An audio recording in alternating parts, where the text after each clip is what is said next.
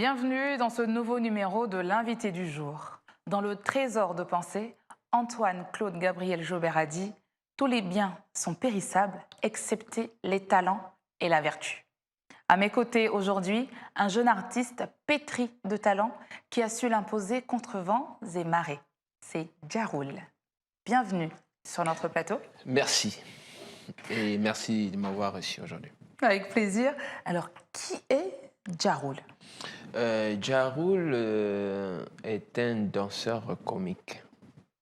Et je me préciser que Ja, qui veut dire Dieu, et roule en français. Donc ça veut dire Dieu roule en moi. Oh. Voilà.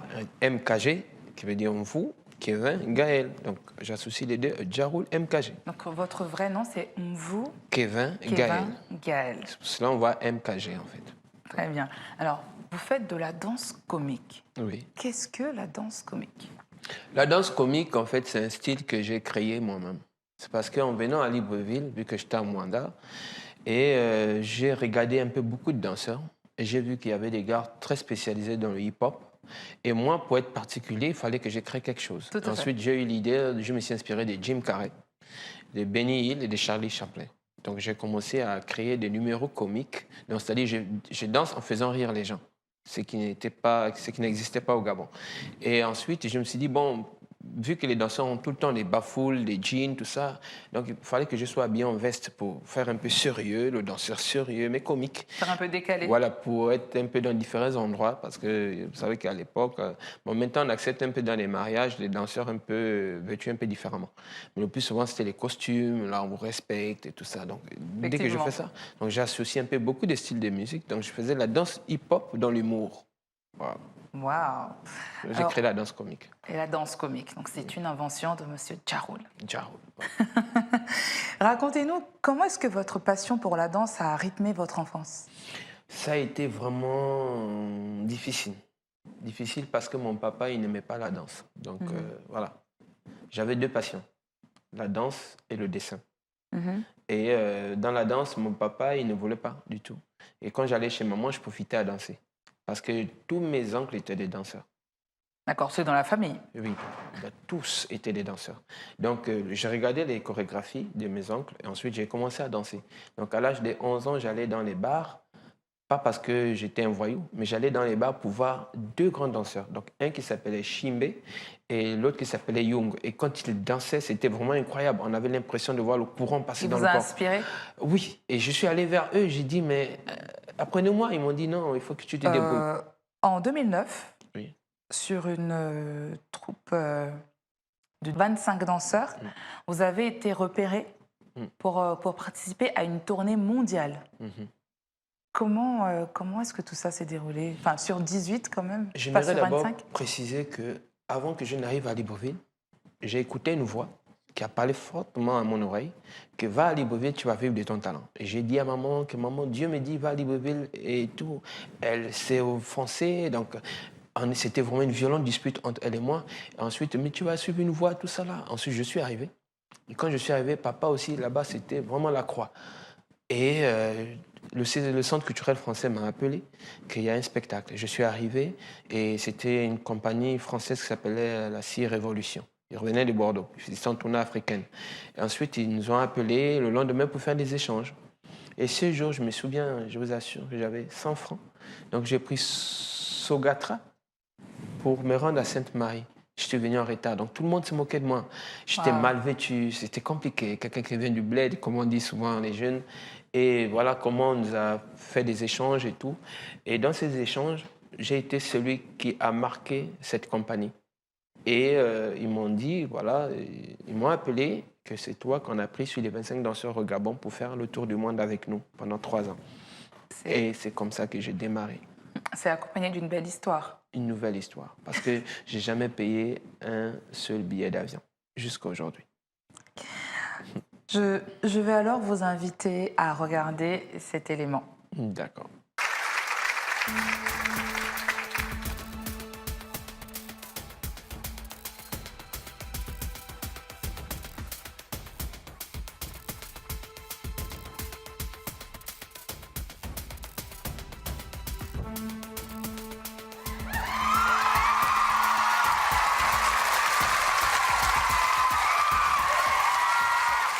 Je suis le danseur atypique. En chacun de nous existe un esprit, et chaque esprit comporte un nom. Le mien, Djaroul Mtaji.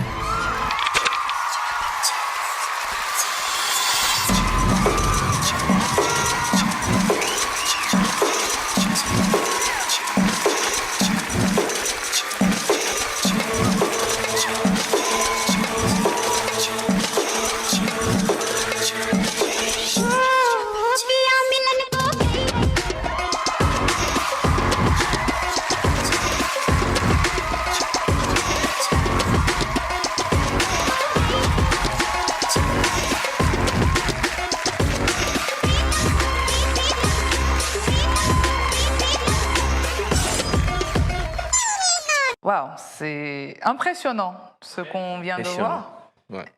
Expliquez-nous ce numéro. Je me suis dit, si le serpent était un être humain et il dansait, comment il pouvait danser?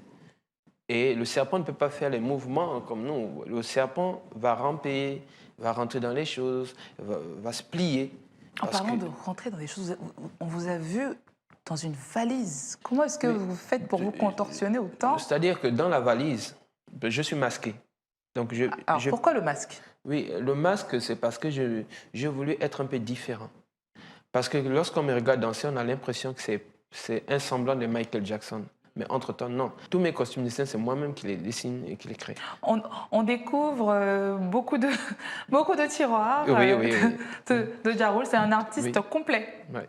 Donc, quand je fais un songe, en fait, lorsque j'écoute une musique, même si vous me donnez une musique, le costume automatiquement s'affiche à l'esprit par rapport à la musique. Donc, je dessine, j'achète les motifs, je donne au tailleur et puis il me sort le costume. Donc, le masque, c'est vraiment pour être différent. C'est-à-dire que même là encore, je peux dire que je suis fort parce que lorsqu'on a le masque, on perd d'oxygène. Donc, si tu es asthmatique, tu meurs automatiquement. Soit tu arrêtes, quoi. Mais j'arrive à respirer près de 1 heure de temps avec ce masque-là et à donner une performance incroyable. Donc, il y a vraiment, c'est juste pour vous mettre une différence entre Michael Jackson et Djaroul. C'est-à-dire que quand il y a le masque, c'est Djaroul. Comment vous êtes arrivé alors au casting de cette émission? Au casting, c'est une sœur en Christ qui m'a appelé. Elle m'a dit, mais il y a une émission, tout ça, faut partir. Et tout, tu as du talent et tout ça. C'est poussé par une amie que vous êtes arrivé à ça? J'hésitais et qui s'appelle Chérifat, d'ailleurs, ce que je salue au passage. Et je suis allé sur Internet, j'ai posté ma vidéo. Quand j'ai posté ma vidéo, ils étaient impressionnés. Oh, mais ouais, il y a ça aussi en Afrique et tout ça. Mais c'est incroyable et tout ça. Allez, en fait, ils ont compté sur moi, en fait. La stupéfaction, Voilà, elle est claire vraiment... parce qu'on l'a vu sur le visage de Claudia Tagbo, sur le mien. Et c'est comme ça, j'ai été sélectionné. Et puis, je suis allé, ils ont tout payé. Je suis allé, et arrivé là-bas, la compétition a démarré. Mais ça n'a pas été facile parce qu'on était près de 10 000 candidats. Donc la compétition commence depuis sur le net en fait. Donc, et là, il faut poster la vidéo à chaque fois. Il faut poster des nouvelles vidéos pour être retenu. Vous avez été finaliste? Finaliste, oui. C'est arrivé en finale. En finale, dans les 10 premiers? Dans les 12 premiers. Dans les 12 premiers. Ouais. Est-ce que vous pouvez dire que justement cette expérience de l'Afrique a un incroyable talent a été un tremplin pour votre carrière? Mais ça a été un tremplin déjà parce qu'il y avait d'abord eu le Gabon Talent Show qui avait les mêmes critères au Gabon. Et je suis sorti 2e. Donc cette expérience m'a tellement boosté pour aller là-bas. Et lorsque je suis allé, je n'avais pas d'inquiétude parce que je savais en quoi je croyais. Voilà, en ma foi en fait. Alors au début de votre carrière, est-ce que vous vous imaginiez représenter le Gabon comme vous le faites aujourd'hui? Oui. Pour vous, vous y croyez déjà dès le début? Depuis l'âge de 11 ans. Vous voyez déjà représenter le Gabon hors de nos frontières? C'était mon rêve. Et c'est un rêve que vous avez réalisé? Oui, j'ai réalisé. Je peux dire que j'ai réalisé presque tous mes rêves actuellement. Sur 100% de mes rêves, c'est joli. 98% j'ai réalisé. Il n'en reste que peut-être 2. Vous avez beaucoup de chance. Merci. Aujourd'hui, quel est le regard de vos parents par rapport à votre carrière? Bon, mes parents restent un peu sceptiques. Encore aujourd'hui? Bon, Malgré tout le succès que vous J'ai avez. discuté avec maman et mes oncles qui ont dit mais c'est bien, mais tu sais, la vieillesse et tout ça. Vous direz qu'ils ont peur un peu Bon, du ils ont regard peur des parce autres. qu'il n'y a pas de subvention. C'est pas structuré au Gabon. Mais en France, j'avais des bulletins de salaire. J'avais des bulletins de paye, comme le fonctionnaire à son emploi. Et c'est vrai qu'il y a un peu d'inquiétude parce que tu te dis, mais l'enfant prend une branche qui n'est pas légale au pays. Donc c'est vraiment un peu compliqué. Il y a pas, je ne suis pas payé par mois. Je suis payé par des événements. Donc c'est un peu ça le problème. Mais j'ai rassuré mes parents en disant que si Dieu a décidé que je fasse ça, alors que c'est lui-même qui s'occupe. Alors. Très bien, mais est-ce que vous avez justement une attache avec le Bugada ou avec le ministère de la Culture Je n'ai pas d'attache avec le ministère de la Culture, mais le Bugada, j'étais déjà allé, ils m'ont demandé de repasser pour pouvoir remplir des formalités. Donc depuis là, je ne suis pas encore allé, mais j'irai. Alors ce serait peut-être ça, un début de solution déjà pour que vous puissiez vous structurer comme il faut et en vivre pleinement. Oui. Quels sont vos projets aujourd'hui ? J'ai énormément de projets. Mon projet premier, c'est de voir cette jeunesse réussir dans l'activité de la danse. Parce que c'est un secteur oublié. La danse est souvent mal perçue. La danse vous, c'est un combat pour Mais vous oui, de c'est un pouvoir combat, je vous explique. Moi, je ne bois pas, je ne fume pas, j'ai jamais percé les oreilles, j'ai pas de tatouage sur mon corps, je ne vais pas en boîte de nuit. Personne ne vous dira qu'il me voit en boîte de nuit. Pourtant, je suis sur ma propre charge. Donc, je suis indépendant. Donc, vous voyez que je suis libre de faire ce que je veux. Je peux aller en boîte de nuit, fumer, boire. Je ne suis Mais sous vous le ne le toit des faites pas, personnes. c'est un choix. Je le fais pas, c'est un choix. Parce que j'ai un autre regard de la danse. De montrer à ces jeunes qu'on peut être danseur et être responsable. Vous souhaitez être un modèle pour ces Un modèle jeunes parce que vous êtes je professeur, suis chorégraphe de danse. Puisqu'aujourd'hui, j'ai près de 17 jeunes qui m'imitent dans le Gabon. Donc vous êtes un modèle pour eux. Je suis un modèle pour eux. Ils sont en contact avec moi. Ce qui est bien, c'est que beaucoup aujourd'hui sont à l'église. Donc vous avez professionnalisé quand même ce que vous faites parce que vous avez des jeunes que vous encadrez, vous êtes chorégraphe. Donc vous avez su vraiment... Non, vous savez, là-bas, ce n'est pas de ma propre force. C'est Dieu qui a dit je vivrai de ça. Donc Dieu ne peut pas conditionner quelqu'un et faire le contraire. Donc c'est un peu ça que je rassure aussi mes parents. Voilà. Ne vous inquiétez pas pour la vieillesse, parce que c'est Dieu qui détient la force de mon corps. Donc c'est lui qui doit décider si je change de vocation ou pas. Parce que Dieu avait déjà dit que si je fais autre chose que la danse, ça ne marchera pas. J'ai fait mon certificat de toise. Mon rêve était d'être policier comme mon père. J'ai fait mon certificat de toise. Mon nom n'est pas sorti. Partout où je me suis inscrit, mon nom n'est pas sorti. Mais dans la danse, tout marche bien. Merci beaucoup, Djaroul. Oui. On a une dernière question pour vous. D'accord. Dans notre épice du jour, nous vous savons pétri de talent. Vous êtes un peu inspiré de Michael Jackson et vous êtes au bamba. Est-ce que vous pouvez nous dire une belle phrase au bamba? Un message. Vous avez un message que je veux dire. Encourageant pour la jeunesse. Mais je note juste que vous n'avez pas... Mais après, je traduis en français, il n'y a pas de souci. Très bien. Banampo, Bengamona Be, aussi le Benga Baraso, Mawabama Mochocha, Gabelika Nunacha Mama Bonga, Gamenga Mona Be, Memono Konja, Memono Sile Kori, Memono Sile Biri. Et tu le Benga Jamo Mampa Makini, Mekanunacha Mamochani, Namekina Ngompalenjami, au verbe le VCM. Très bien. En français, ça donne?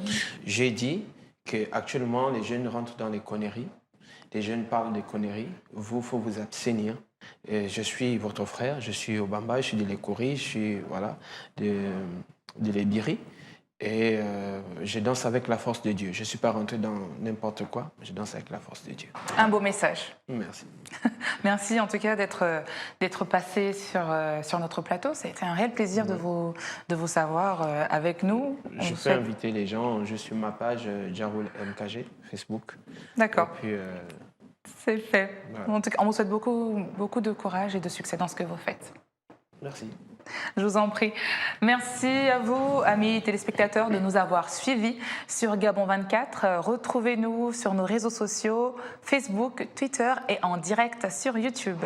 Je vous donne rendez-vous très vite avec un nouvel invité. Bonne suite de programme sur Gabon 24.